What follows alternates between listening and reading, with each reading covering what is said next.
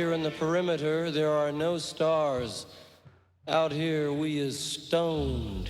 Immaculate.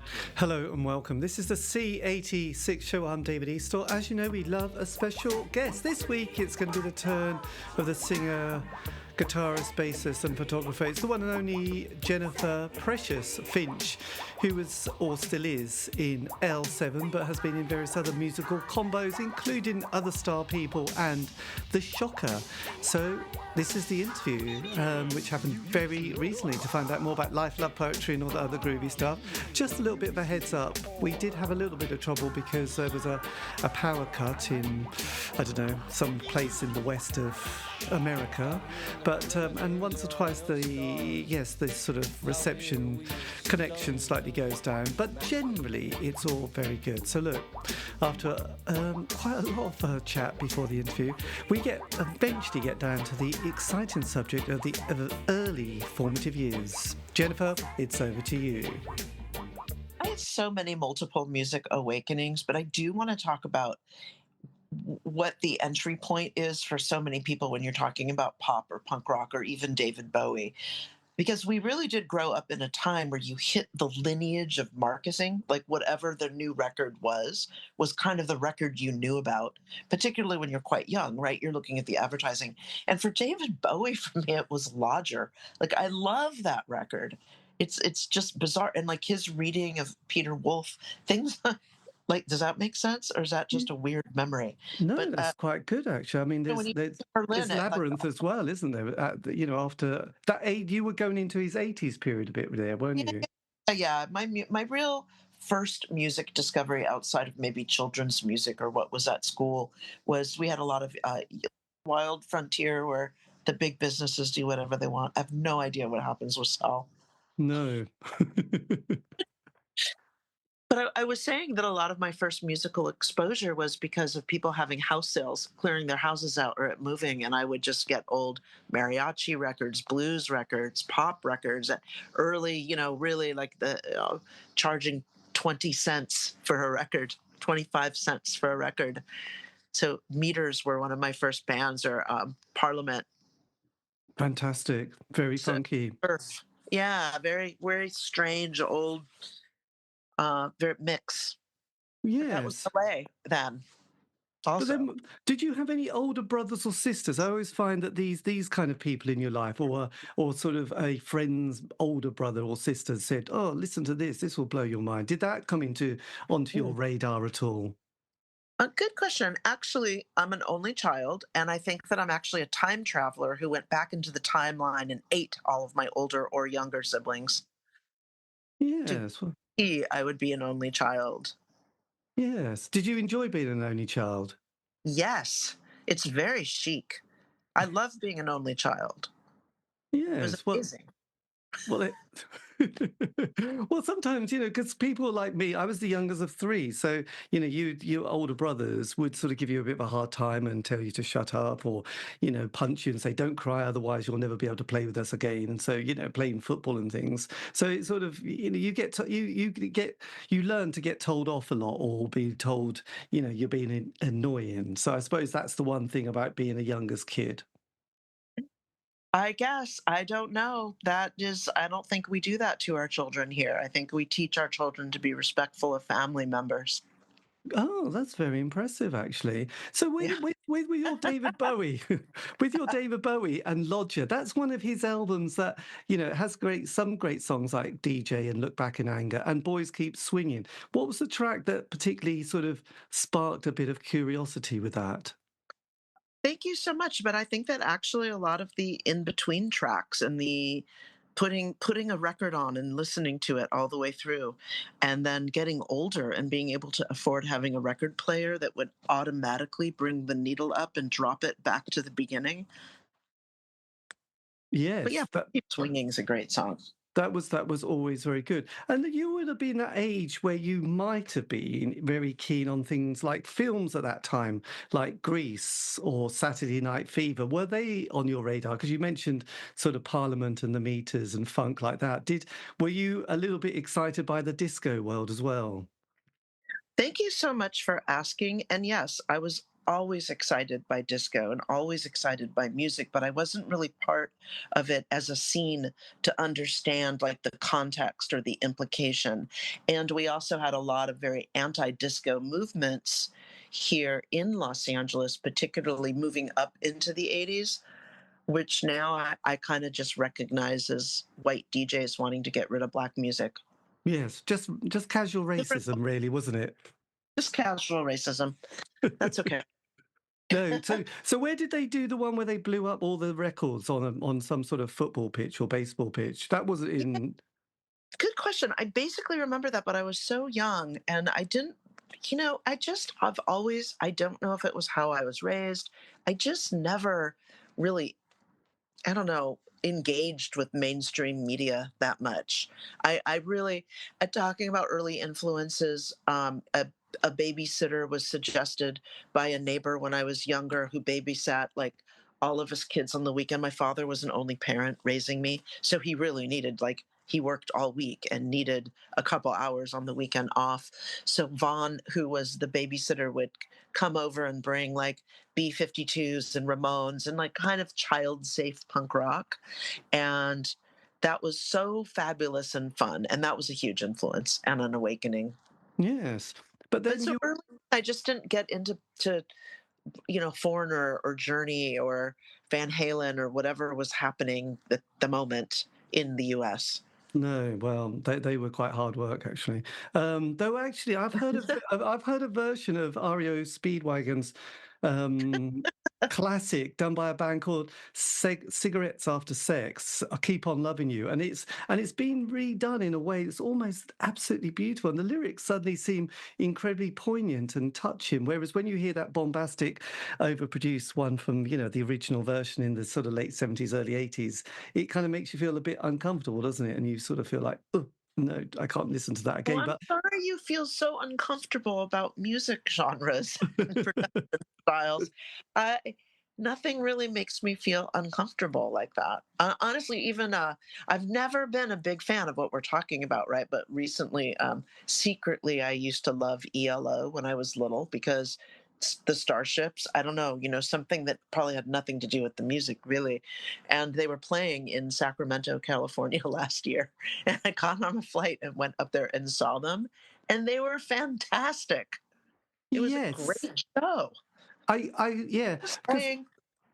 the ELO had that kind of rather sort of amazing sort of sound, but those bands like that American like Foreigner Journey, REO Speedwagon, they were a little bit kind of when you see clips of them now, they're sort of all quite elderly old men, though they're probably in their 30s, very beardy, weren't they, and very unfashionable, singing about love and romance. It's like yacht rock, some of it's all right, but some of it is like MTV killed that because suddenly when you had those guys on TV against Duran Duran and all those rather handsome young men and women, they did look like old dudes, weren't they?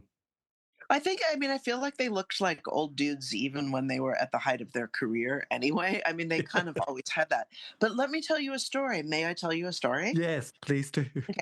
I left. Okay, so I was, to your listeners, my name is Jennifer Finch, and I am most famous for being in a band called L7. We just celebrated 40 years at a big show in Los Angeles.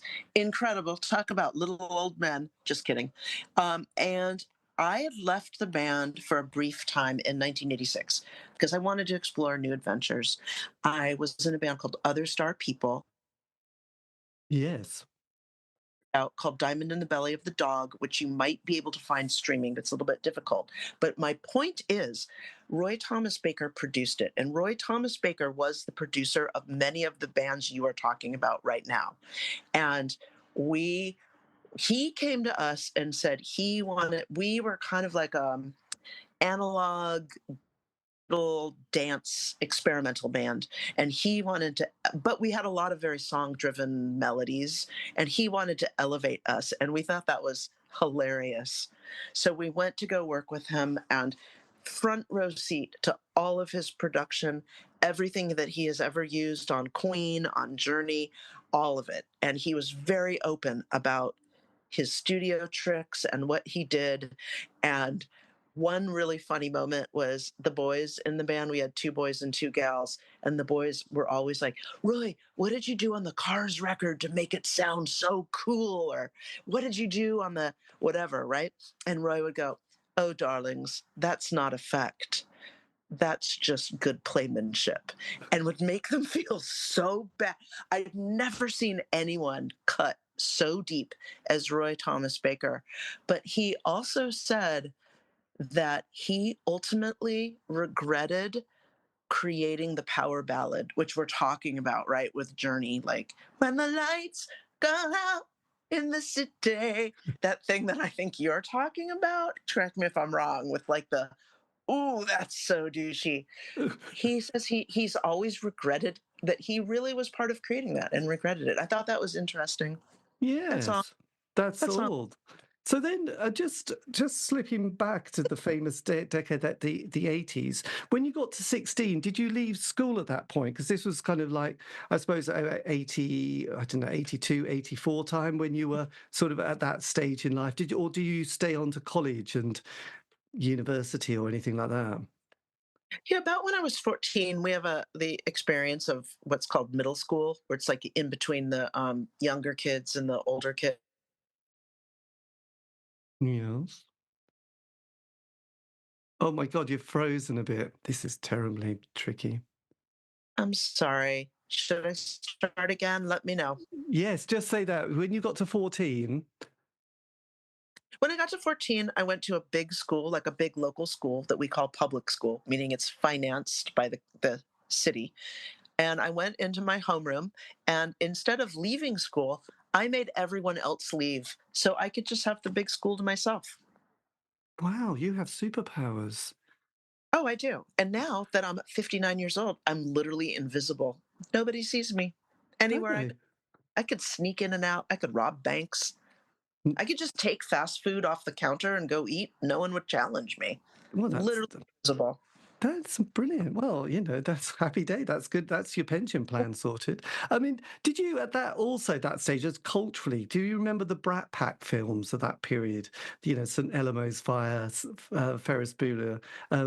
Yes, all those. Were they part of your growing up stage? The Breakfast Club. Did you go and watch those with great sort of angst and enthusiasm and romantic melancholia? I love that you used the word melancholia. Thank you. The answer is, and I'm really sorry to say this, I did not watch film. I preferred sex and drugs at that time. And maybe once in a while later, when it would be restreamed on television, I caught some of those films and they were great. And I do feel bad that I did not see them. But instead, I saw movies like Tron and E.T. So you don't want to talk to me about 80s movies. No, okay. And then when did the bass guitar appear in your life? Sorry. Okay, wait, I'm going to start laughing. Bass guitar. When did the bass guitar appear? Yes. Well, Again, it was did you see Susie Quattro and think, God, I want to be Susie Quattro? Or did you see, I don't know, were a you inspired? literally, I did not have these experiences early on. Like Los Angeles had a great music scene. Not a single parent would thought it was weird if their 15-year-old went to a nighttime all ages show. And I got to see tons of amazing local musicians and local bands full of men and women and trans people and queer people and gay people and like two-headed people all playing music. Susie Quattro is like from what she was by the time I even heard of her, she was already an actress on Happy Days. And that was even but when I was little. But thank you Yes. for asking. No, it's just kind of interesting how that instrument. So how did that instrument sort of suddenly appear in your hands, and you put it on and went, dun, this is it. Okay.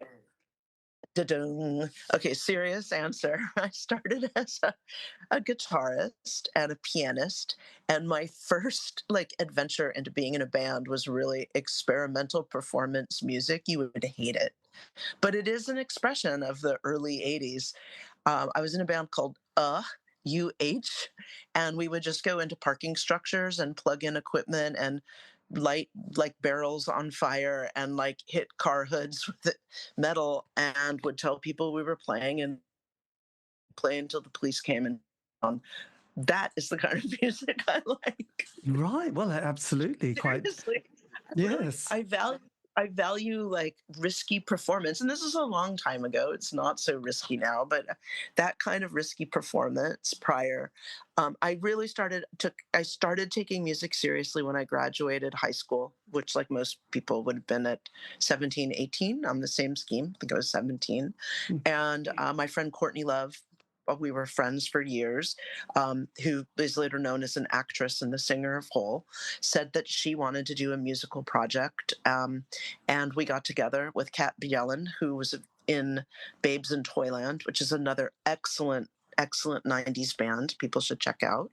And we did a band for a year in San Francisco, played shows, and we recorded. And then I left that band to be in L7. Right. Right. Yeah, so I'm a very early musical kind of step music Yeah. and touring, before I was 20. Yes. So did you have quite a musical background then in your early years? Did you sort of study music No, and go through no, various exams? No. no, unstudied, but I was never interested in music as an art form or as a creation. I was more interested in how audiences create scenes, how scenes communicate with fanzines and flyers and radio shows and self-made radio shows and self-made produced cassette tapes. I'm much more interested in performance and nothing really in that mainstream idea of becoming an expert musician and joining Journey or Rush. All Rush. Yes, I know. Who have reformed, which is exciting. I'm Um, excited. I know. Well, we have to be excited. We're all very. I'm I've been excited. watching. Yes, well, it's going to be very interesting seeing this new drummer who I was watching her YouTube channel, and yes, she's got some hot licks. I mean, she can hold herself together on that one. So anyway, that's Let's quite. do, let's leave it to Rush to do 2025 correctly.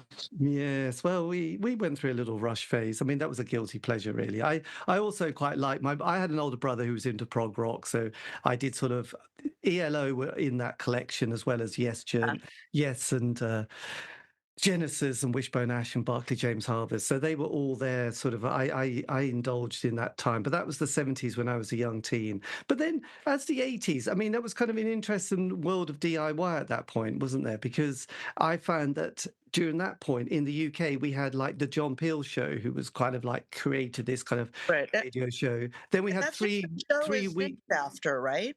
Pardon? Isn't your show named after a collection of music that Peel did? I get a little confused over the history. Yes, well, I can tell you what it is because the New Musical Express or the NME used to bring out that was a weekly paper, and they used to often put sort of 7-inch singles stuck to the front, and they used to do cassettes. And one particular one was called C86, and it was 22 tracks, and it was quite jingly jangly. It was, 1986, and it had bands like Primal Scream, Age of Chance, The Bodines, We've Got a Fuzz Box, We're Going to Use It, The Wedding Presents, Stump, all these kind of bands that all songs lasted about 2.5 minutes, and they were slightly, I would say, a bit ramshackled, but very kind of its time. And that scene lasted for a few years, and that cassette happened to become very popular, and then that name became sort of almost referred to as a genre of indie pop, if that makes Okay. sense. Got it. Got it. And Yes. how do you feel about the genreification of indie pop? How do I what? How do you feel about the genreification of indie pop? Well, interesting being when people talked about in the 90s indie bands like Oasis and people, I thought that's not really indie. They were all on major labels. I thought the word indie was supposed to be really much more, tiny little labels and definitely a particular vibe to them. But somebody who, would have never sort of lasted more than probably 3 years and, probably made 2 albums. And yes, I think you have to say it's 80s indie compared to 90s because 90s indie became kind of mainstream. So all those bands who became quite big in the 90s went to see all these little ramshackle bands in the 80s and went, oh, we could do that, but we won't go very far. But then they became, you know, very rich and famous and have now reformed for the millionth time. So, but those bands from that C86 world definitely didn't become rich and famous. They just went, oh, well, never mind. But we were there. They had a good time. Do you Does that... think they went, oh, well, never mind? Or I mean, were they like, hey, we got to do this thing. It was amazing. We created art. We did it. Well, that's a good question, or point, because I think what happens and what I found doing this show, most bands last 3 to 5 years. They get together, there's a little group, there was no ambition, there was no, there's no idea of a career. There was a lot of unemployment in the 80s in the UK, and they thought, well, we'll just do, we'll just be in a band and we'll try and get a single on John Peel. And then they get a single on John Peel, then they do a John Peel session, and then they make the album, they get the transit van, they go around the country, they do the second album. By then, possibly the third, they're kind of sick of each other. There's no money. They just had enough. They just want to walk away and just forget it. So I think there is a sense of, yeah, that was it. I'm now going to try and get my career together or try and pick up the next part of my life. It's the tricky situation of any musician, isn't it, really? Yeah, if you're a white man. A lot of other people don't have a choice but to stay in music, to stay in alternative, to create, even if it's not music, but to open art galleries or create art or create other scenes. I don't know. England fascinates me and scares me. My father's British. Did you know that? I'm basically No, I British. didn't know that. I'm half British. So Robert is British. Yeah, Robert was born in London just before the Second World War. His family would not evacuate and they stayed in London. And by the time he was 17, he joined the Royal Air Force for whatever the stint was, 1 or 2 years. And then after that was like, fuck this, I'm out of here. I came to the US and kept moving, like started in New York and then went to Texas and then California all through the 50s and the 60s. Right, blimey. So, and he was, and you lived with Robert throughout your childhood. Oh, yeah. Yeah, I'm adopted. Robert and Sandy adopted me.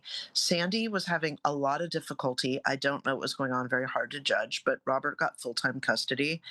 And yeah, he And then, passed away in the 90s. my God, that must have been hard Older work. as a pilot. He flew the last day of his life. He flew an airplane. I mean, he was pretty rugged. I'd be like, Dad, school's really hard. This and that. I want to be a musician. He'd just be like, go live in a war zone. I mean, he really, like, literally could not give a British fuck about whatever was going on with me at that time, Right. which So, I appreciate now, but then was kind of traumatic. yes, well, it must have been. So then, so with the that indie scene from the UK, what was it like for you then, as L7 got together in sort of 87 time? You formed the band and then started to sort of think about that first album. What was that journey? Not the band, but what was that journey like for you within this unit or with the other members? Did the sound come together quite easily or quite quickly? Well, you asked a lot of questions in one sentence, didn't you? I did. Sorry about that. I was I think that so when I was with Courtney and Kat, we listened to almost exclusively a lot of British pop, but more on the Cocteau Twins side. Like we really loved the sort of sickening, dark, Lush kind of pop. Mhm. Not Lush, the band. I love Lush, the band, but that, of course, was later, but as a descriptive word. Um, so I had some exposure, but the bands that were specifically that you mentioned on 90s when they were kind of evoked by 90s punk rock people to establish grunge, and we're looking back at British, you call it jangly pop. Yes. I don't really think it's that. We've heard some jangly pop in our lives, and it's alternative pop. So did that help? Yes. Then with L7, Susie and Danita got together in 85 and I joined in 86. And we were really looking for more of a a heavier expression. And I like to use the example of Motorhead because I think Motorhead did this thing where they just were Motorhead. They were not metal, they were not rock, they were metal, they were not punk, they were punk. I mean, they just transcended both culturally. Lemmy, as a person, transcended the archetypes of that time, like personally, how he felt politically, maybe not towards the very, very end of his life, I don't know, but like through that time. So I'm going to bring that up. Sorry, not going to bring up Jangly. No, so it was kind The of you. wipers. I'll bring up the wipers. I'll give you the wipers. Well, no, but Motorhead, I'm obsessed with dear old Motorhead and the Oh, work, the Lemmy moment. I probably was the last person to ever interview Fast Eddie because oh, a few months after that, I suddenly read that he had passed, and I thought, God, he seemed okay when I interviewed him, and I was very devastated. But during that time when you were forming your first album, he was probably, I think, around that time when. He was getting fed up because they were doing sort of collaborations with the Plasmatics, weren't they? All sort of and various other people. And I don't think Fast Eddie was particularly enjoying that time of being in Motorhead. I think that was the yeah. moment. Yeah, you're right. I mean, I would always go see Motorhead, and it's interesting because I can't remember a time where Fast Eddie was on the stage when I saw them. And I know he came back in and out, right? Or something. I guess I don't know. No, when he left, and that was He just it. left. Okay, then I've never seen him play. No, and I think that was because he was on the first three classic albums, which were the ones that we loved so much. And then after that, they went through a series of different changes. So then that was it. So it was kind of for you then, and the band. It was much more about sort of encompassing a heavier and punkier sound. Yeah, I think one of the things that I was listening to quite a bit when L7 first formed was like Orgasmatron, like that era of Motorhead. Not not Ace of Spades, but just like when they just went slower and heavier and just told dark stories.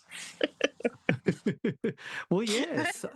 I think I can't remember who the guitarist was actually at Orgasmatron, but I think there was a couple of yes, they went through quite a few guitarists who sort of didn't sort of manage to last too much. But that actually Orgasmatron was 1986, so that was around the same time, wasn't it? That you were Yeah, yeah, perfect timing, right? Not bad memory. yes, so that was it, and they had Death Forever on there, and also yeah, Mean Machine and Yeah. Doctor Rock. So yes, did Who you? produced it? Who produced it? You're looking at it right now. I can tell from your eyes. I know God, you're very good, aren't you? Oh, Bill Laswell.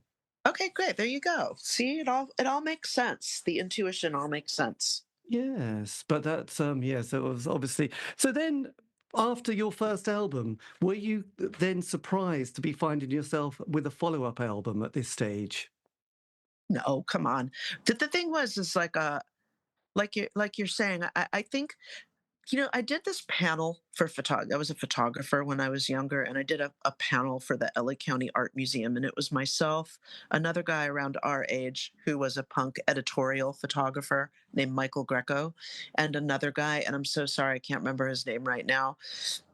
And someone in the audience said, "Well, what happened in the '80s where you stopped photographing?" And Michael Greco, who's very charismatic and boisterous, goes, "No, we couldn't stay up all night and do drugs, so I got married and had a family."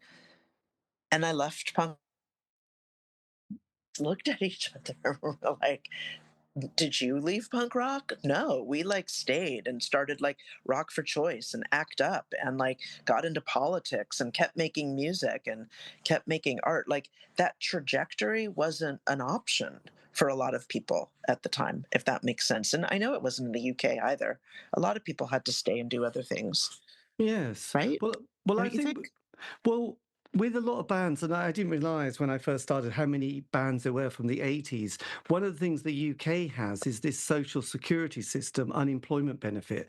So, especially in the sort of mid 80s or the early to mid, and most of the 80s, people could sign on very easily or they could get job seekers allowance very easily. And that would pay for your council tax and your accommodation. So, people could survive, not on much, but they didn't get in debt. But at the same time, they had time on their hands, and they Mm, could then progress and do something a little bit different and being in a band. And it created people setting up those kind of alternative indie nights at the beginning of the week when, a venue would say, well, you can have it on a Monday, Tuesday, Wednesday, because there's not much happening. But if you could get 100, 200 kids coming in, brilliant. And then someone could do that poster, which, at the time looks very Yeah. amateurish, but now we put it in a gallery and say, by God, that's amazing. So that it kind of created a lot of people's, it did empower people at that stage, didn't it? I think that was the important thing. People were learning to take responsibility and shape their future. Yeah. There's a room in the Punk Rock Museum. Like it's hard to describe. The Punk Rock Museum is really massive for anyone who's listening. It's like quite big, and you sort of go through these like narrow corridors that are just filled with artifacts and like land in different rooms that are like sort of genrefied through time. And there's Yes. a British room, right, that is a British punk rock room, and it talks nothing about pub rock, so it's kind of sad. So usually when I go into the British room, I need to talk about Stranglers, I need to talk about some of the pop that came in the 70s formed, and an informed British punk rock.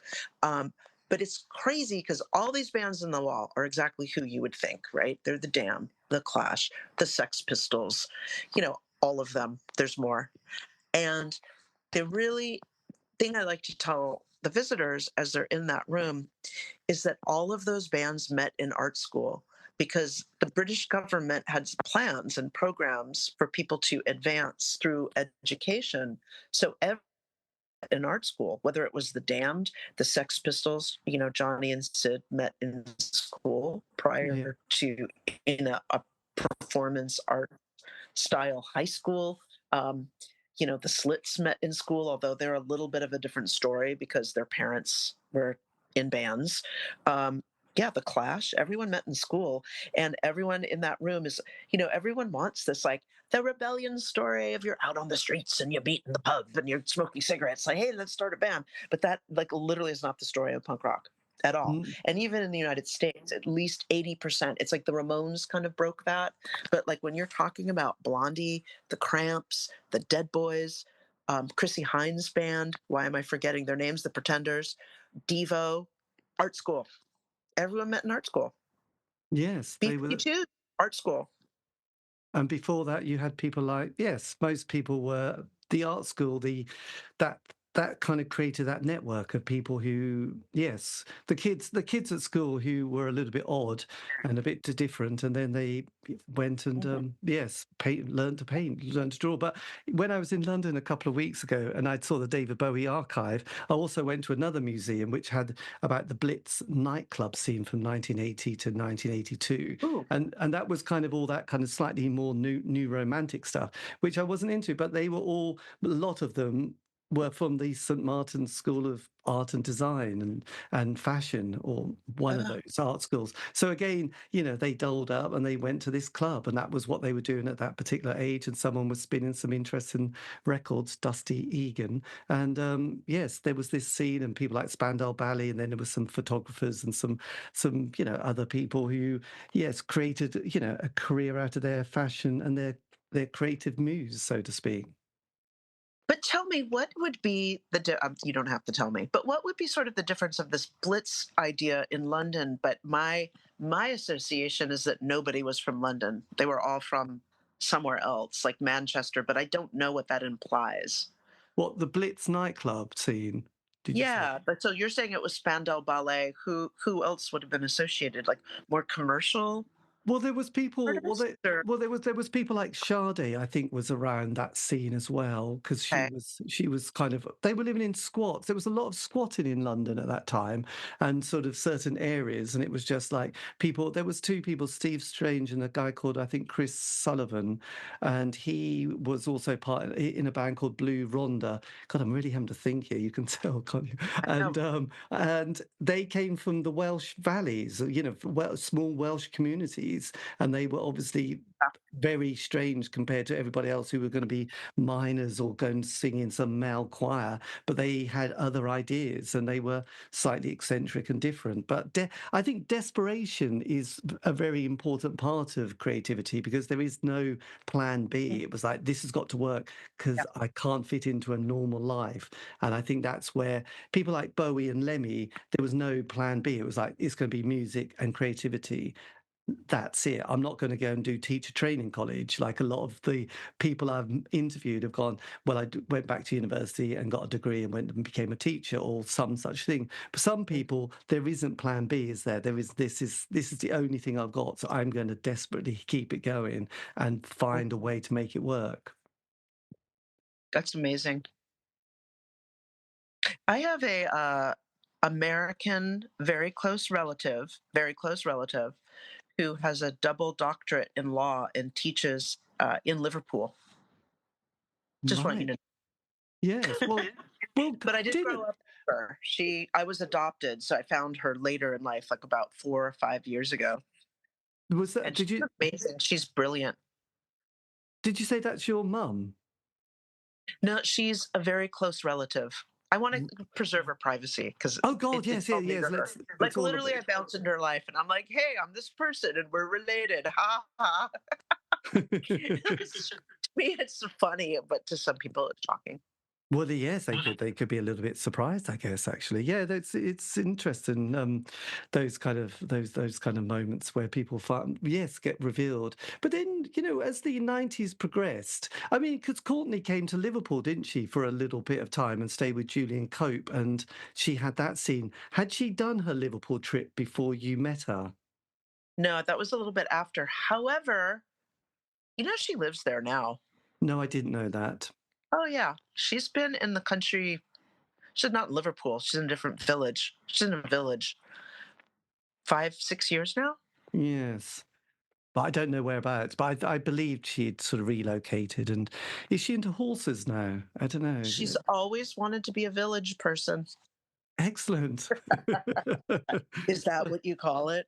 A village person. Yes. Well, as long as it's not the village people, that would be okay.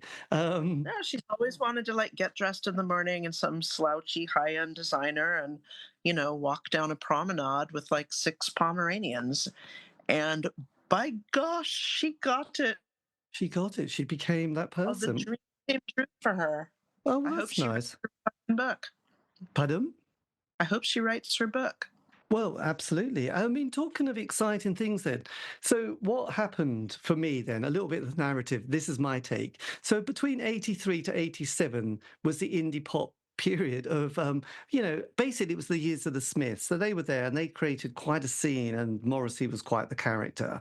But then when the Smiths finished, the world of ecstasy came along. So there was a new drug, there was a new wave of 16-year-olds. People started to take ecstasy, people started making dance records. A lot of those bands started sort of, the Happy Mondays, Primal Scream, Stone Roses started making this kind of more dancey scene. And then we had the Seattle grunge scene come in. How did you navigate? Because you're in the band, you're on your probably second album at this stage, aren't you?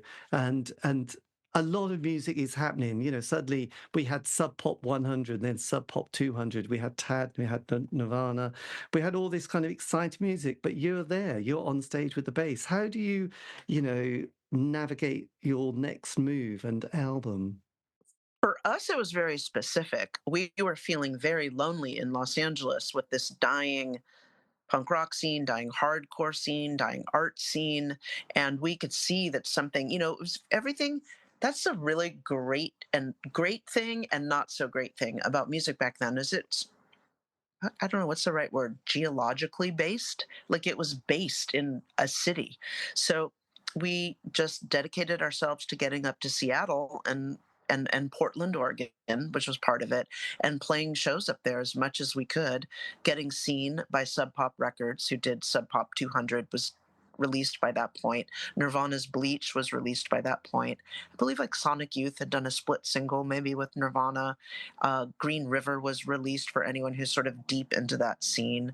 Cat Butt, who are horribly undermentioned, like they just kind of got their record out and then really created that grunge, I don't know, garage, I don't even like, but bigger sound. And actually were the first band to use the word grunge to describe their music on posters and in interviews, but have never gotten credited for it because they didn't go on, right, to get signed to a major label. And we just got up there and basically made Sub Pop release us and made Sub Pop put us on tour. I mean, it was, I look back and sometimes I get a little sad that at like how nothing was easy. But then I look back and I'm like, wow, we just really went, we just took no prisoners. Like it was just like, this is how it's going to be.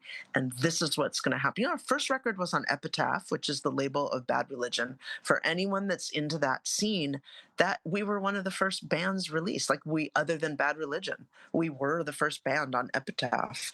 And I think that's pretty amazing, but it's not really celebrated because we don't really fit the genre, right? Of The Offspring or who came later. But Yes. that's being an L7. So much of like musical taste, you talked about the kind of indie pop thing. The thing that I look for in music is how, and also the later kind of dance party music in the late 80s that turned into house, it turned into all the different genres. Um, I find I check my resistance. If I resist something and don't like it, it means I have to look into it. Right. If I You just like something, whatever, I already like it. is it a bit like when you meet somebody and you find them difficult, but then you wonder what it is that makes you feel kind of like trying to work out what it is about somebody that annoys you and realizing there's probably something quite deep.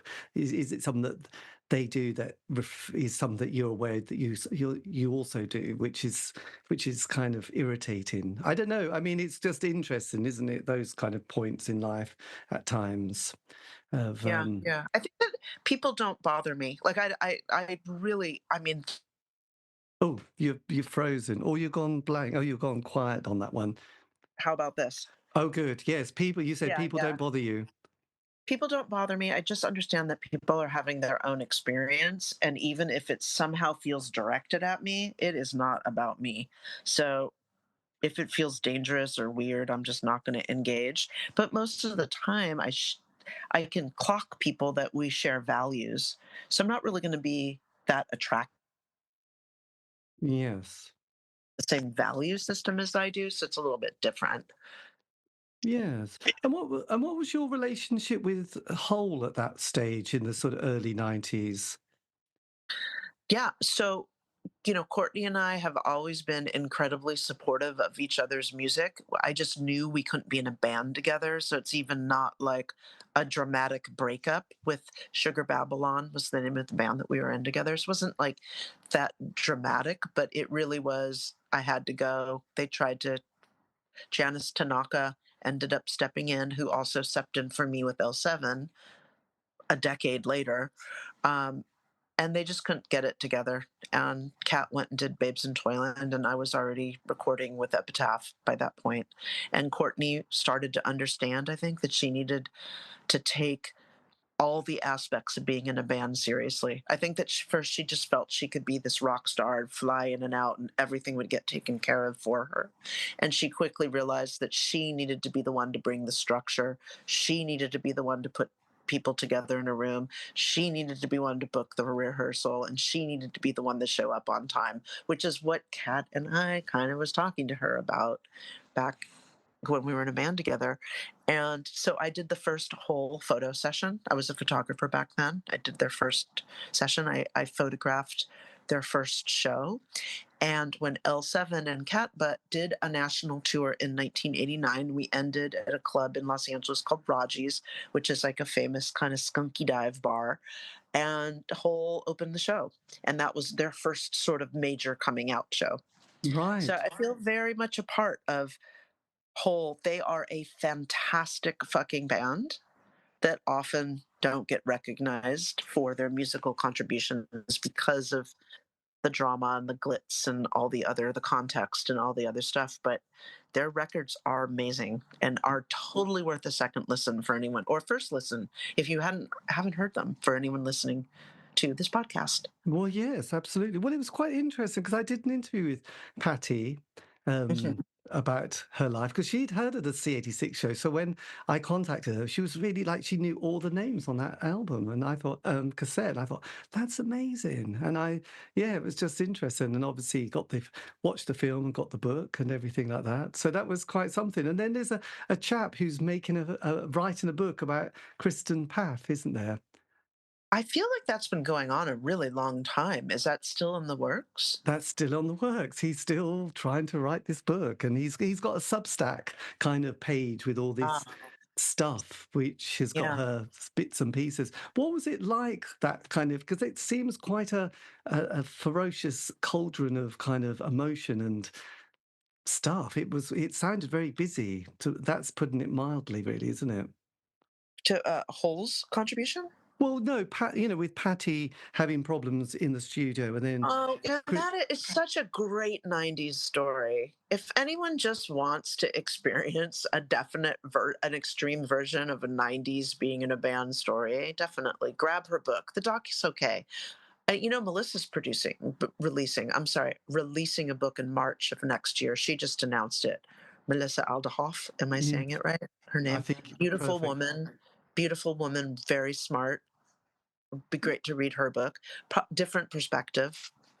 Yes, well, it will be interesting. And how were you navigating that wild period of rock and roll in the early 90s? Because it seems like the 80s was kind of drinking and a bit of smoking. The 90s seems like it takes it to another level. And what's it like for you in a band, doing your second, third albums with so many, Kurt Cobain on one side, Courtney on the other, just a lot of stuff going on, wasn't there? And how, an L7 being, you know, sort of a hot band of, sounds and noise.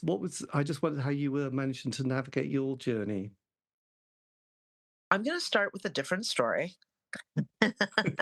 Other star people in the 2000s had toured with Foo Fighters, Queens of the Stone Age, bands that are kind of known for partying, but were still productive, if that makes sense. And Yes. then we also toured with Echo and the Bunnymen. And let me tell you, Echo and the Bunnymen were an outrageous, over the top party outfit. And I am a huge fan of a party band, but they were literally barely making it to stage every night, cocaine lined up behind the amps, but like kind of out in public, tons of like celebratory, like we call it table liquor. I don't know what you would call it, but the idea of like buying a table and getting a big bottle for the table, like all of that. They were the hardest partiers. But for me, I got clean and off drugs in 1990. So if you could imagine the drugs I missed out on through the 90s. Um, and it kind of just have a kind of homegrown way that I think about like staying clean and look at the world and like not taking anything personally or not letting things damage me. But it really was by 1995, L7 went on a big American tour called Lollapalooza that Nick Cave and the Bad Seeds were on, which were amazing to see. Breeders, Beastie Boys, George Clinton, Smashing Pumpkins headlined, tons of other bands. And by that time, I was really getting a little like it's 5 years into the journey, and watching people after Kurt Cobain had just, committed suicide after multiple suicide attempts. Um, we had other artists in the US who had just died from heroin overdoses and other suicides. And I was just getting a little bit fed up, you know, I guess is the best way to say it. Like it was eroding my soul at that point, and stayed on with L7 for another year after that. And was like, I need a break. Yes, well, absolutely. And did you, I mean, sort of not jumping, but going from L7 and then, starting another band, Other Star People, did that feel did that feel like a really fresh start for you? Did you sort of think, God, there's no history here. We can be who we want to be and we can take it to another place. Yes. Absolutely. But I think that and starting anything new, you get that honeymoon period where you're going to like keep going through it until it kind of gets hard, like the day that it gets hard. But Other Star People were really, it's such a great celebration for me because I was able to look at things that were really interest me, like the stereotypes that are in music. Like we would all sort of do this almost like stereotype drag thing, and we performed in drag shows all of through the country and like this emerging scene the queer scenes, and we're able to do a lot of different other experimentations with style of music and sound, and it felt relieving to like let the burden of what became grunge in this little box that it eventually became and be able to like move through that. Yes. So you did two albums and both on A&M Records, Diamonds in the Belly of the Dog. So was that recorded in the UK or was that in... Yeah, so yeah, Roy Thomas Baker at some point had moved his entire studio to Lake Havasu, Arizona, which is a lake town in the middle of the desert, built a beautiful house on top of a hill. Like when you go to this town, you see this gorgeous house, and then this great, fully customized studio on that property. So we actually went to Arizona to record. Fantastic. My God. And and who was the driving force with the songs? How were you bringing these together? Yeah, who was the... I had a Yeah, everyone contributed, and I had a main writing partner. He and I both sang. Our styles are like a blended male female vocal. Um, yeah, and we both wrote. And Other Star People, like the interesting thing is A&M Records was the label that we chose to be on, which was a rough choice. I didn't want to be on a major, but A&M Records was started by Herb Albert. It was known as the artists label, run by artists. And it was the best choice. And right when we released the record in 1999, A&M folded and they allowed our record to go to Interscope, which is literally the worst place it could have been. They already had like their very commercial label, like they had No Doubt and Limp Bizkit and like very aggressive commercial stuff. We weren't really in it, and they just basically shelved us, and that was it. They wouldn't let us release other records. They wouldn't let us work that record. We went and did what we could. We were in films. We did the soundtrack to Office Space, Scooby Doo, Where Are You? Tons of television, tons of commercial releases, but that was the only place we had autonomy to do Mhm. that. And that's what we did. And then after that, I quit music for a little bit. I became a computer programmer, software developer. And then I started The Shocker, which is another great band. We did a record with Go Kart uh, called Up Your Ashtray, the full length, and it's more hard rock. Yes, my God, that's... Had you moved from bass to guitar at that stage and took the vocals on Other Star Bass, People? bass is bass. It's basic. It's in the name. It's easy. This is true.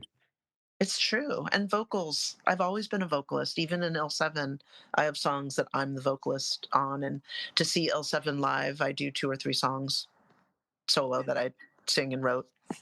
Now, on the cultural front, on the 90s, now it starts kind of well, doesn't it? You know, you're thinking things are progressive and it could be getting quite an interesting decade. Finishes at Woodstock 99, doesn't it? It's not a great end to a decade, is it? I mean, it's suddenly like watching that film. I mean, I don't know, did you go or have you just watched the film or perhaps you haven't? But it does sound like music had sort of hit an almighty low at this point. Did you feel the music industry was generally, yes, had it gone badly? You were in the night, you know, you were obviously much closer to Right. the 90s than I was because you were in two bands. How did you feel the 90s had progressed or regressed? Thank you for asking. I think that my perspective definitely is going to be limited to I was a musician, and I actually, when you're in the middle of the hurricane, you actually can't analyze the hurricane. But I do feel that, and it seems like an understatement or it seems odd to just say out loud, but when Kurt Cobain died, I think that there was so much intense grief in the United States with this loss that it really allowed like Green Day and band.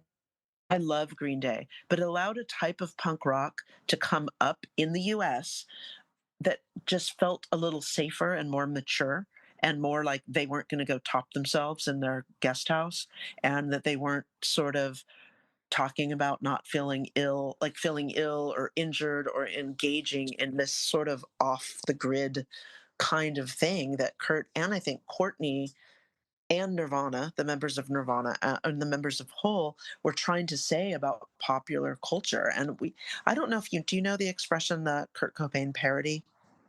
No. Have you heard that? So a philosopher who I believe is British coined it. I'm going to be totally wrong. Wait for the comments. I think it was Mark Fisher.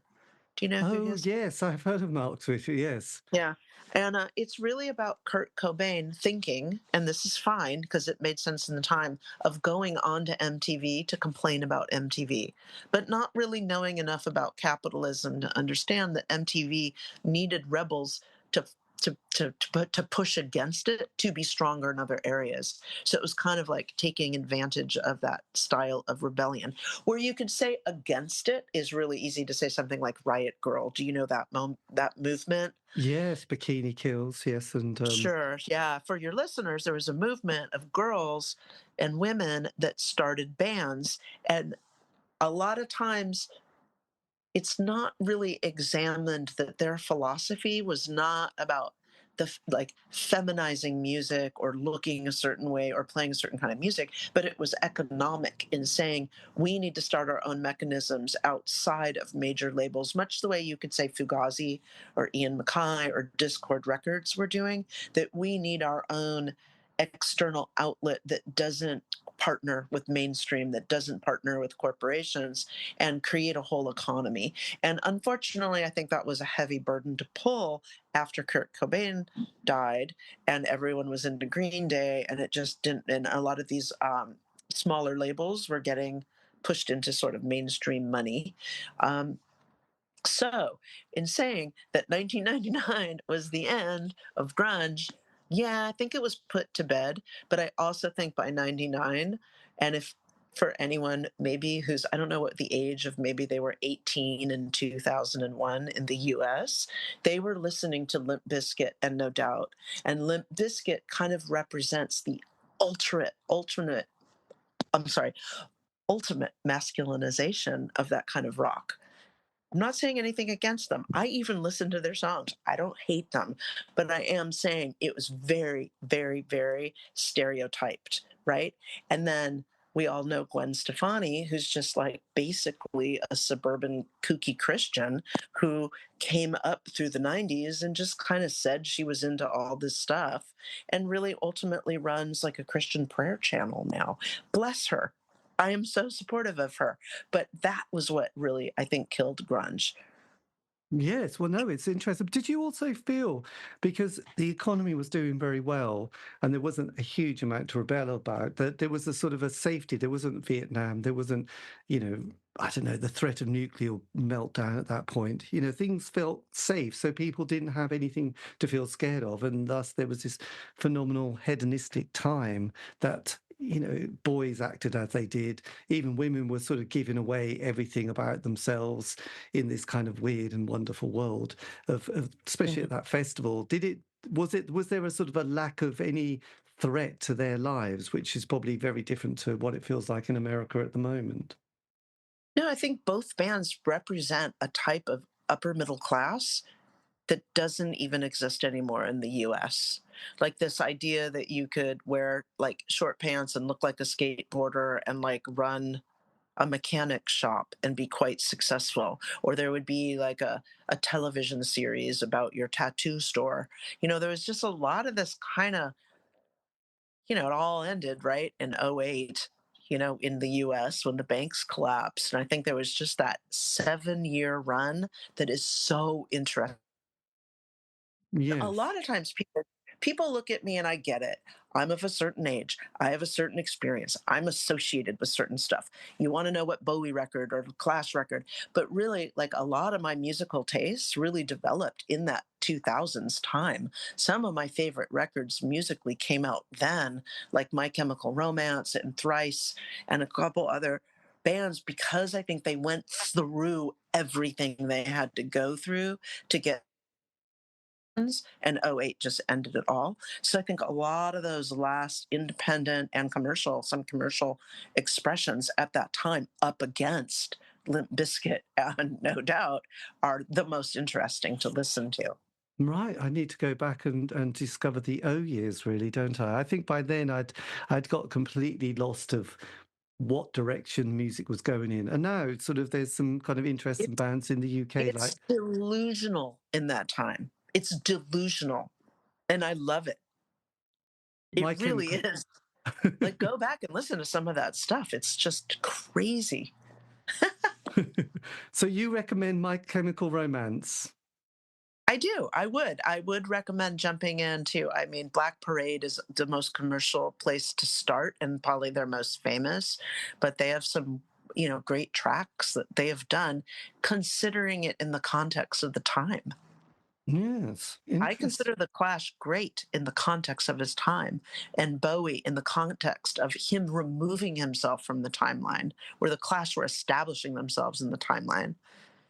Yes, the timeline. I think that's kind of interesting because sometimes do you find though when you listen to some of those bands who were there on the timeline, when you listen to them now, you almost think, I can't believe they were that popular.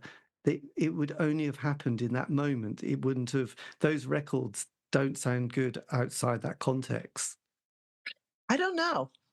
Because that's you're so ingrained to be who you are and your preferences, you just believe yourself all the time. So I don't know if I heard someone out of time. If I heard My Chemical Romance in 1978, I, who knows? Yes. Electronics were different, recording was different, production was different. So they definitely, would have to be adapted to the instrumentation available. But Yes. And during this period, because you talked about photography, were you still sort of engaged in photography at this stage in your life? Was that something that you were always drawn to and were always sort of looking at images and photographs and sort of wanting to document stuff? yeah, I think that early on I took up photography in the Los Angeles punk and art and queer scene because I wanted to be able to get into shows for free, and I was underage, so I needed a way to get in. So like working, being a part of the scene and contributing in a way was really important. Um, by the time I got into L7, photography seemed quite boring.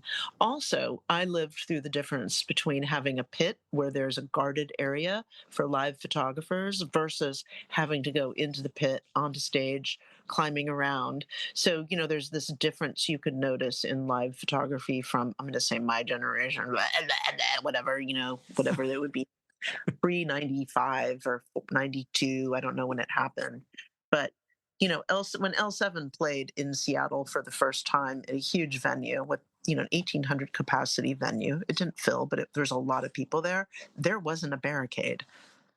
You know No. what I mean? The photography that you see is Charles Peterson holding a camera up, like in the audience.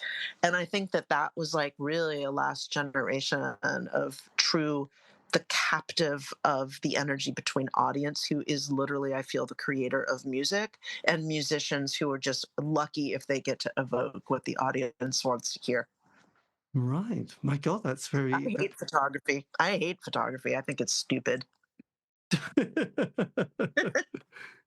Well, poor old Michael Grenko. I got his book, actually. You mentioned him. I thought he was just No fabulous. way. You have Greco's, but no way. Wait, I'm putting my glasses on. I mean, I interviewed the old boy. You did. He is a great guy. He's my neighbor as well, and I have a long history with him. So I can shit talk him as much as I want I don't because I blame love. you. Well, I have to say, he had fabulous teeth. I'm gonna just say he is a commercial photographer, Yes, he. editorial commercial photographer. He will jump in on a story. He might be like, "Yeah, I was a punk rock photographer," but his body of work is so much more than that. But he does get a little bit blow hard. But he has to, like who he is, he has to.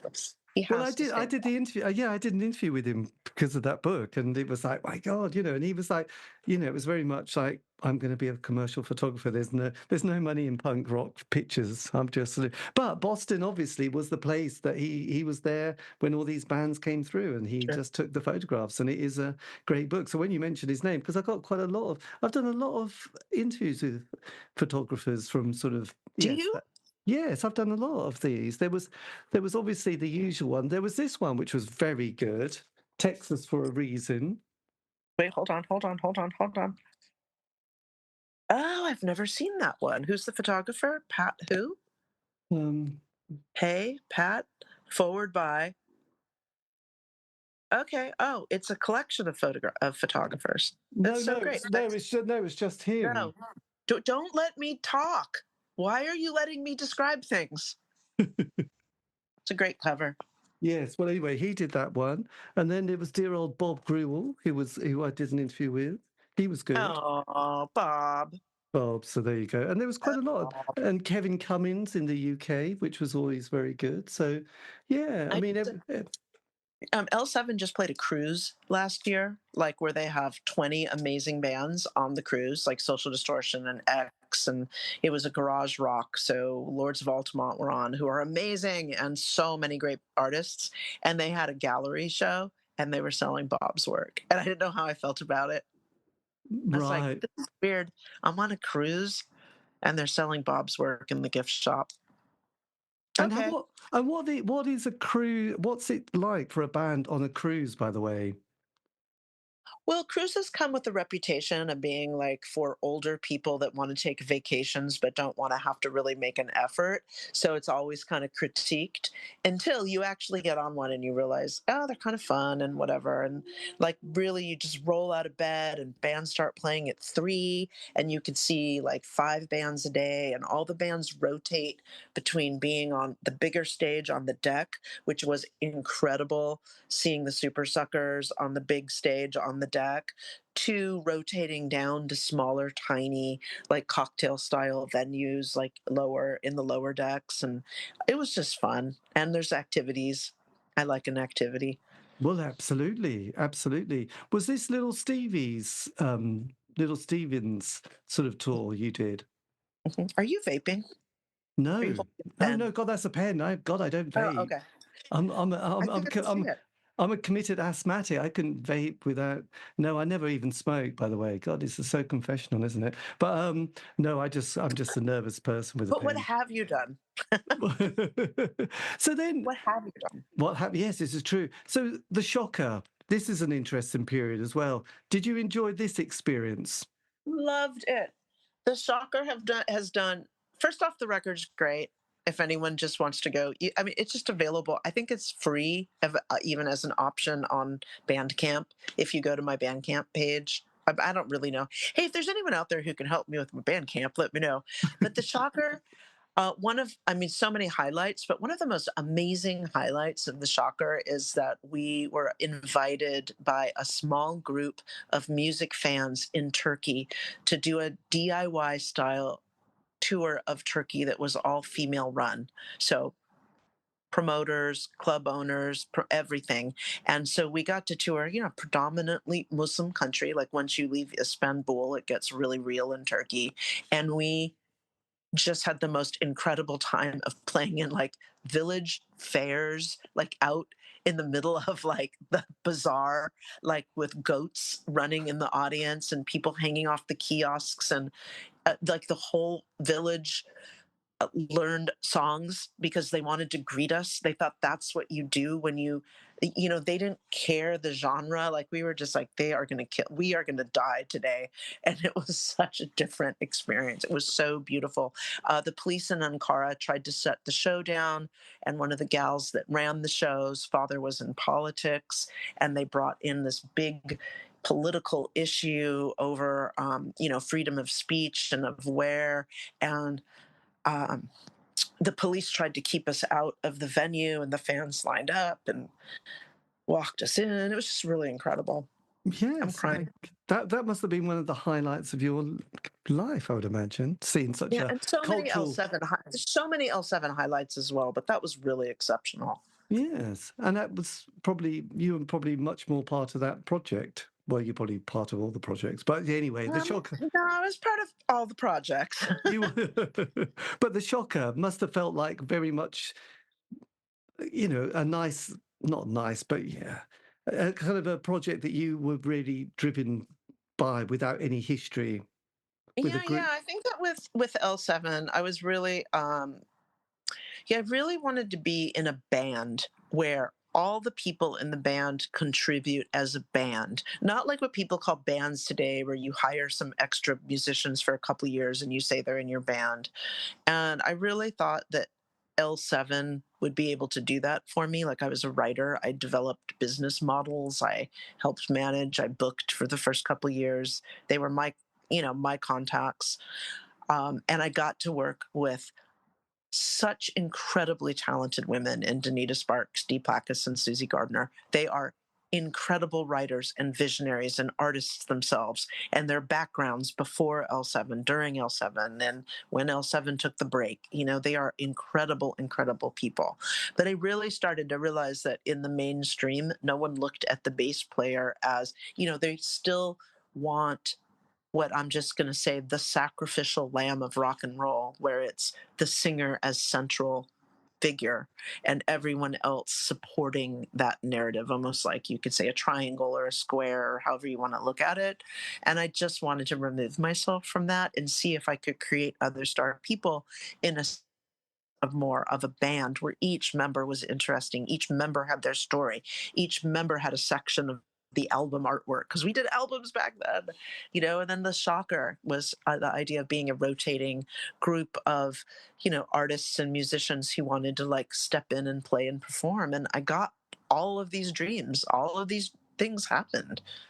Yes, absolutely. That's amazing. What was it? Because there was a huge, with L7, there was a massive, you went from your last album, there was a huge break, wasn't there, between Hungry for Stink to Scatter the Rats. That was quite a long period, wasn't it? What was it like going back into the studio again? Right. Well, after Hungry for Stink, we did the beauty process and they took my tracks off and replaced me with Greta Brinkman, who I've since played with. She currently lives in Berlin. Amazing bassist and tours around and travels and plays. And then with Janice Takanaka. And they released Live in Osaka and Slap Happy, which is I'm not on it, but it's an amazing L7 record, completely underrated in my opinion. The offerings and songwriting on it are just again like that era where people were just getting like people were either getting too commercial and boring or they were getting inventive, and I think it's a really inventive and the songwriting is really strong. um, Yeah, but then I've recorded. Like I've actually had recording more experience than say Susie might have. That Slap Happy and Live would have been her last records, and then coming in to do Scatter the Rats, which came out. What is it? When did it come out? 2019. Like the second, Yes. yeah, the second COVID, then the lockdown happened. I mean, it's kind of like along that story, and sometimes I don't know if it's me or society or what, but like being on A&M Records and having it shut down, L7 going on Slash, we released a record called Bricks Are Heavy that had a hit called Pretend We're Dead on it. It did great in the UK and in Europe, but in the US, it was called what was called upstreamed to Warner Brothers, where in the middle of the single release, a major label decided to call in a loan and pulled the record up into their system. And we never really got a chance, I think, to promote that. And then when the next record came, Hungry for Stink, that you mentioned, was released in, what are we going to say, 95, Yes. 94? In 94. Sorry, I'm going all from memory. It's a lot. From Yes. 94, I think that the record labels were all of a sudden really super geared up to do this awesome alternative music and these great bands like Flaming Lips and L7 and all, Wolf Mother and whoever was on their label, only to realize that Green Day was what was going to break through, the Offspring, like this more hardcore pop punk melodic radio friendly kind of punk was happening. And so we kind of got a little bit not a lot of enthusiasm during that record. And then Beauty Process happened, and L7 were dropped in the middle of promoting Beauty. Was I able to describe that okay before it got cut out? Just about. And then you mentioned Beauty Process, and then you cut out. Yeah, the Beauty Process came out. I was not on the Beauty Process. I was already doing Other Star People at that point. But in the middle of that, L7 had gotten some really interesting offers that they took, like touring with Marilyn Manson and a couple kind of things that would put them in front of eyes that wouldn't normally look at L7. And then the record label just bailed out in the middle of it. And I think that was pretty lame Very of the lame. label. Like, who fucking cares? They're Warner Brothers. They're like the richest thing on earth. Why the fuck would they even care? And I thought that was shitty. Yes, absolutely. So looking ahead as we come towards the end of this year, what projects have you got for 2026 that are being Oh, live? thank you so much for asking. L7 will probably take a break through 2026, maybe doing something later in 2026. We're still talking about it. Um, we have some kind of in Europe, but we're going to see what happens. I'm incredibly burnt out. I want to keep doing L7, but I'm kind of burnt out right now. Um, yeah, I got a writing deal a couple years ago, and I released a book in the UK where I wrote the foreword, an academic textbook on women in music and women in work called Hired Gun. And I'm doing more of that work here in the US. As a sidebar, I went back to school in 2019 and I got my undergrad because I'd never gotten undergrad in sort of cultural production and Right, my philosophy. God. And yeah, so I have a really great opportunity that if I could just get some space, I want to go into the workplace. I've been a creative director for years. Well, L7's never been a career. Maybe your listeners need to know that, or don't need to know that, or don't want to know that. But I have never really had a year of only playing music where I haven't had to have another job outside of the industry. And that's fine. I think L7 have great legacy and fame, but nothing money. I still have a job. I still work. And Right. the other girls, it's up to them how it's their story and they can tell their story however they want to. But But they work it. how do you manage to sort of navigate the day job with the commitments with the band? Do you just have a very flexible Same, workplace? Or, yeah, the same way it was in 1986, like being able to come in, leave, have work partners that could cover for others, flexible work. L7 went on tour all last year, and I was doing school, in Brazil at 3 a.m. in the morning, attending Zoom classes. It just, and writing papers and giving, thesis presentations like in hotel rooms in Australia. And I just had to ask my fellow students to be patient if I got cut off, or like, and ask people for support, and go for it. my God, that is, the other side of being in a band is quite amazing, isn't it? I think this is always the sort of, I find it quite fascinating of how do people manage to navigate and juggle that part of life when Right. when you're older. No When one wants to see how the sausage is made. No one wants to see how the sausage is made. And no one wants to know what David Bowie had to do to really be David Bowie when you're looking at David Bowie. Yes, I do have a little bit of curiosity of like what would have David Bowie been doing during that period during the day, or that phase of his life, and what was it like in his last few years, as he was struggling with various ailments and issues. So it is kind of interesting because you realise that that is just somebody on the stage, isn't it? But what happens when they're not on the stage, and what happens when they're home trying to figure out what to cook that night, or figuring out their roof is leaking, and all these kind of life admins. It's quite tricky. And so for you, next year is going to be a year of writing and academia. And I'm going to try to loop up some more Shocker songs that never got released. While we were doing a second Shocker album in 2010, 09, 10, I was diagnosed with cancer. So I couldn't go in and sing vocal tracks on this record. So we have tracks and we'll see what happens. Right. blimey. It does happen, doesn't it? God. And is your health all clear now? Have you been given the okay? Yeah, yeah, yeah. Even up through when L7, we did a reunion tour in 2016 and we came to the UK and to Germany to do shows. I was still doing cancer treatment, like on the road. That's, like you just do what you have to do, I suppose. Well, that's Yeah, right? amazing. Well, I got diagnosed with cancer in 2016 when I had my Oh, big operation, and you had to go through that process. And then now I get yearly scans and tests and stuff like that just to see if it's okay. And my surgeon thinks it probably will be the last year. Next year, it'll be 10 years. That I should be okay. But you get those scans, and you occasionally get sort of phone calls saying, "Oh, we've seen something here. So do you want to come back and have another scan?" And you think, "Oh my God." yeah, yeah. Your life feels like it's just kind of gonna it's all over, doesn't it? And then you have a scan, then they go, "No, it looks okay, don't worry about it." And you think, Jesus, please give me a Yeah. break. Yeah. Cause yeah, with cancer, I think that people like maybe, I don't know if this was your experience, but all of a sudden like, you live with so many multiple realities at one time that it really, you start to see what it, time and your ability to process and how you think about the future and what your how you look at hope to what kind of foods you eat. All of a sudden like everything goes sideways. I mean, it doesn't have to, but for me it did. And it was just this whole like, I may die tomorrow, I may die in 40 years. Like you really just get that feeling of like, wow, what's it going to look like? Who's going to take care of me? Why didn't I get married and have like 18 children that can go to the market for me? And then it worked out. Excuse me, I burped. Excuse me, audience. No, no, that's fine. Burp away, actually. And Yeah. yeah, so yes, so it's.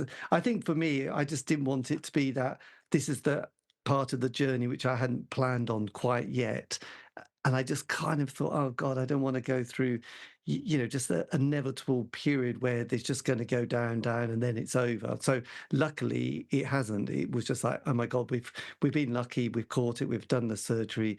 Now you should be okay, but we'll keep an eye on you. But there was that feeling of, yeah, I just don't want that to be the end of my life, even if you've got 5 more years or 10 more years. I just didn't want to have that kind of, oh, yes, I'm just going down and going. And then it's the end, as Jim Morrison once said.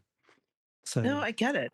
Though there's an interesting, not to like be Pollyanna sunshine on it, but if you can keep up scans and keep up because we've had cancer, we get to go to the doctor maybe more frequently and that what we couldn't normally afford.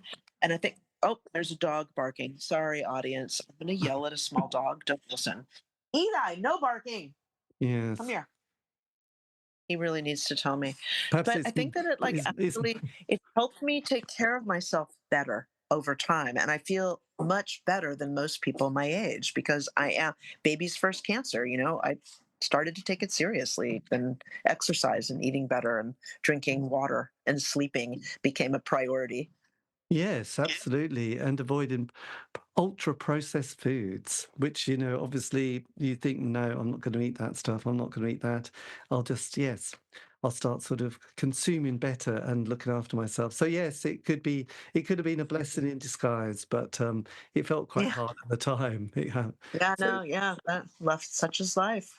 such as life. But then, so when you got the call for the punk rock museum and you had to do not had to, but you did it, is that something that's going to be sort of ongoing now for the next, 12 months that you just get a call and say, do you want to do this date? Yeah, absolutely. I'm trying to see. I really feel at this point, if I do another 3 days of tours, usually about do 3 tours a day for 2 to 3 days, and I'm doing it. I'm not getting paid. I'm just going. I'll get a sort of percentage of who shows up, and I'm really starting to think like, well, it's been so many times now who actually would show up. So I'm trying to think about doing something special. So if you have any ideas, let me know. I was hoping maybe a collaboration with somebody that would be interesting. So if you have any suggestions, tell Mm. me. But hey, audience members, hey, podcast listeners, if you would be so kind, I do have a newsletter through an app called Substack. Oh, You would yes. have to sign up for Substack, But when you sign up for my newsletter, just check free. I don't have like a paid subscription, but in that, you will be able to get L7 news. You'll get to see some of my writings and musings with things that I do a series called Shit My Rock Star Says, which is kind of like a breakdown, a cultural breakdown of art movements. You will get me just complaining. No, you won't. Actually, I don't complain that much. But any announcements or writing, and you'll keep up. And I feel like that is the most solid way to stay in touch with me. If you don't mind, I would really appreciate it if y'all signed up. Yes, absolutely. That would be good. So with Substack, which is a newfangled thing that I've just had to navigate recently, is it better to do it on the website or in an app to sign up? I am going to tell you, I find it difficult in both places. And I will also tell you, I have been an app developer since 1999. I was on the internet before there was an internet when they were called message boards and you had to dial up. And Oh, I I find, remember dial-up. oh yeah, oh yeah. And I find that everything that they do is really complicated and frustrating, and I'm really trying my best to stick with it. Yes, because often I sort of there's been a few times when I've thought I've been signed up, and then it's like, no, I haven't signed up. Where does it say sign up? And it's just like, I I don't know. know.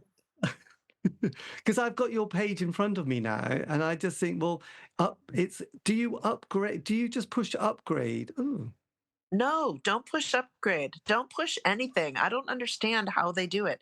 There's a little button somewhere that just should be like, you can sign up for my offerings for free. It's usually 3 columns. right. And Okay. like for free is at the bottom. You know what? If anyone else is having trouble with it, DM me on Instagram. Maybe I'll just get off of it. If it's too difficult, DM me. I'll figure something out.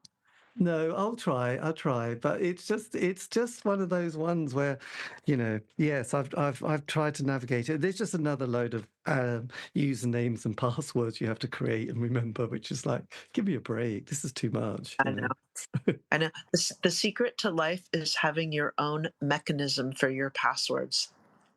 Like that, Oh, all your passwords are the same everywhere except for 1 or 2 digits that you switch out.